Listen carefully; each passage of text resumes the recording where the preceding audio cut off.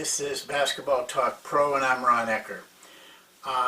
The title of today's segment is Rule versus Command, and I'd like to explain that to you before we delve into it a little bit more in depth. A rule is like a guide.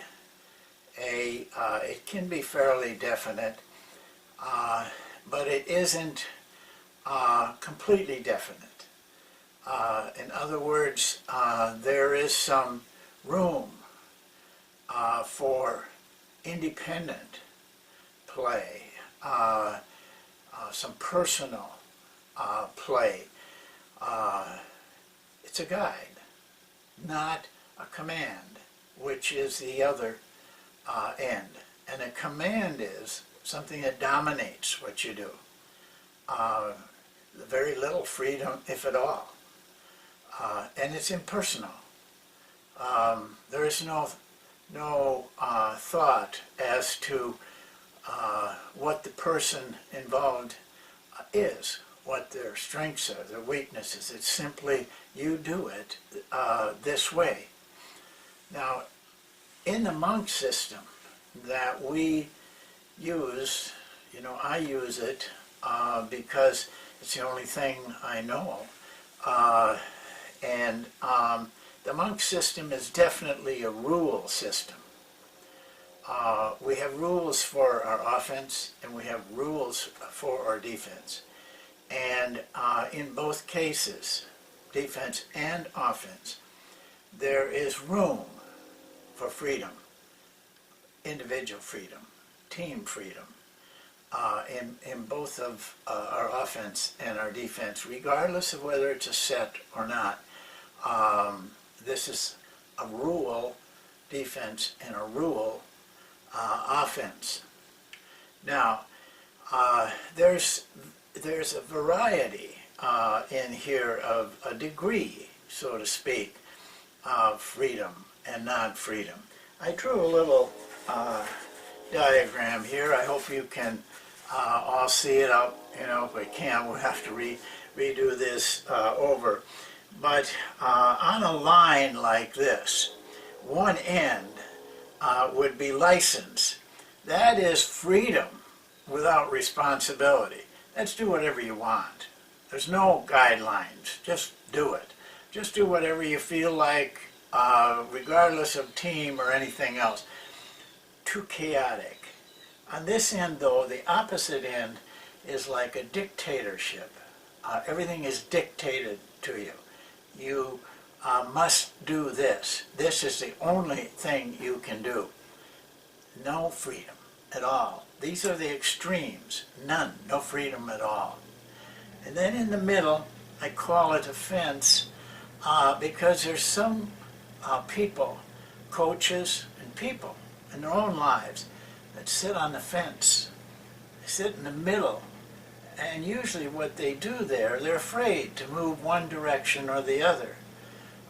They kind of wait to see how the wind is blowing. If pick and roll on the side is a big thing right now, they move towards that. If it's playing more fast or free or tempo, they move towards that.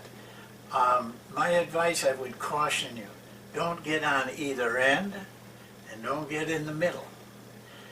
Where you need to be is you need to migrate towards one side or the other and move along this line but not go all the way. Doesn't make any difference if you want more control like here or less control like on this end. But somewhere between the middle and the extreme that you want to be closest to. And it may change as you go through your career. This would be kind of like in the NBA, a Jeff Van Gundy area. And this, complete license, would be like a Paul Westhead type of offense and defensive play. And so you can really find an area in there that fits you. It really, it's best described, I think, freedom and no freedom, or freedom and little freedom. You have to find out where you stand. That's why this is all important. That's why I think it's important enough to talk about it today. Because where you stand really defines you as a coach. It's your identity.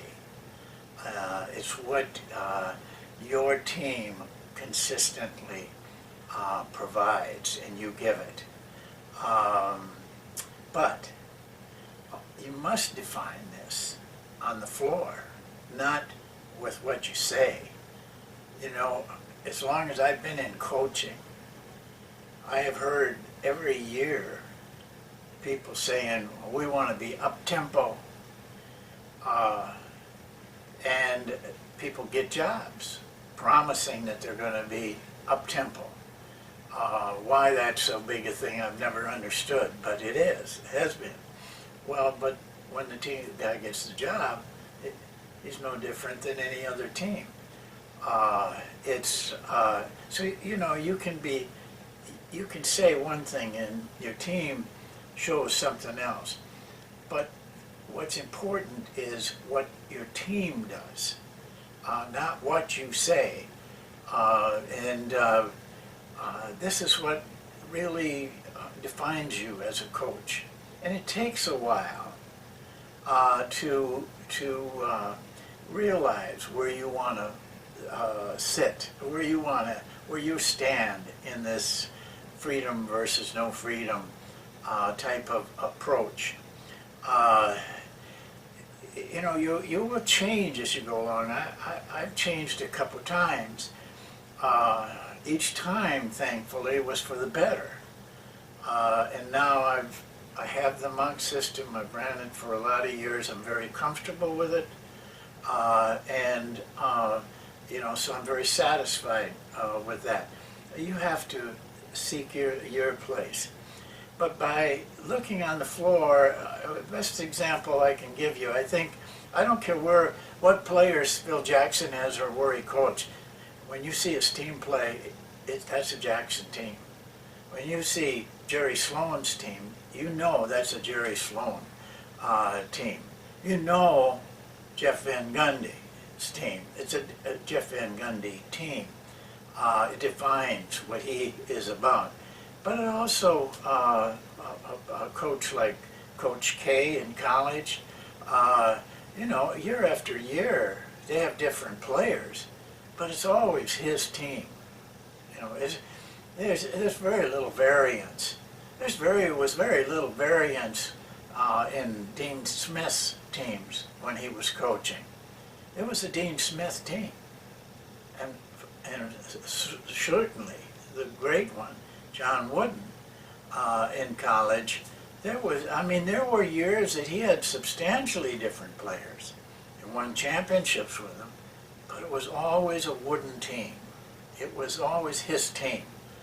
But there's so many coaches in this country and in this world that you can't say that about. You don't know